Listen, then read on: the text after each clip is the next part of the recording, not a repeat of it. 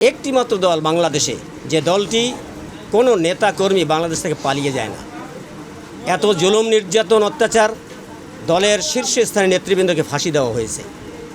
মতিউর রহমান থেকে শুরু করে আব্দুল কাদের মোল্লা সহ, আলী হাসান মোহাম্মদ মোজাহিদ কামরুজ্জামান, মীর কাশেম আলী সহ অনেক নেতৃবৃন্দকে, সাইদিকেও পর্যন্ত তাকে পুশ করে হত্যা করা হয়েছে।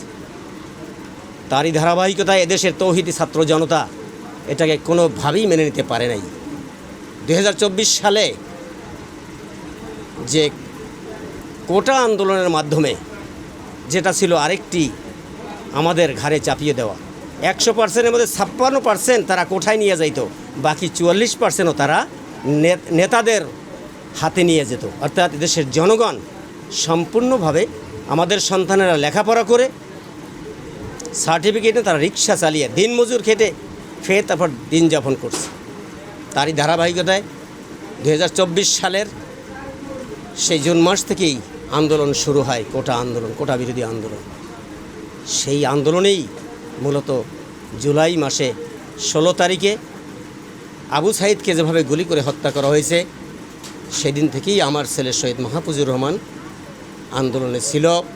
এবং 19 জুলাই শুক্রবার জুম্মার নামাজের পরেই 2:30 থেকে 3টার মধ্যে মিরপুর 10 নম্বর গোল চত্বরে গুলি করে হত্যা করা হয়।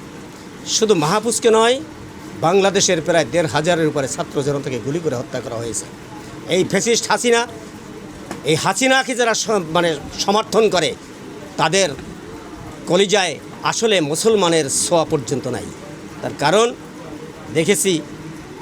আমরা দেখেছি এবং আমরা শুনেছি, আমরা কোরআনের তাফসিরও পড়েছি। আল্লাহ রাব্বুল আলামিন বলেছেন, ফাওয়াইলুল লিল মুসাল্লিন, ওই সমস্ত মুসল্লিরাই ধ্বংস হয় যারা লোক দেখানো কাজ করে। এই ঠিক শেখ হাসিনা আসলে মুসলমান ছিল না, ওর বাবাও মুসলমান ছিল না। এরা মুসলমান নামধারী হয়ে এদেশের মুসলমানদের ভোট নিয়ে দেশের মুসলমানদের সাথে গাদ্দারি করেছে। আজকে দেখেন, আজকে সে দেশ ছেড়ে পালিয়ে গেছে। পৃথিবীর ইতিহাসে যে কোনো দেশ থেকে যদি কোনো প্রধানমন্ত্রী পালিয়ে যায়, শুধু প্রধানমন্ত্রী নয়, তার 300 এমপি মন্ত্রী সহ, এমনকি বাইতুল মোকাররম মসজিদের খতিব পর্যন্ত নিয়ে পালিয়ে গেছে এদেশ থেকে। এরপরেও আমাদের দেশের কিছু ভুতুম পেশা স্বপ্ন দেখছে হাসিনা দেশে ফিরে আসবে। এটা কখনোই কল্যাণকর হবে না তাদের জন্য।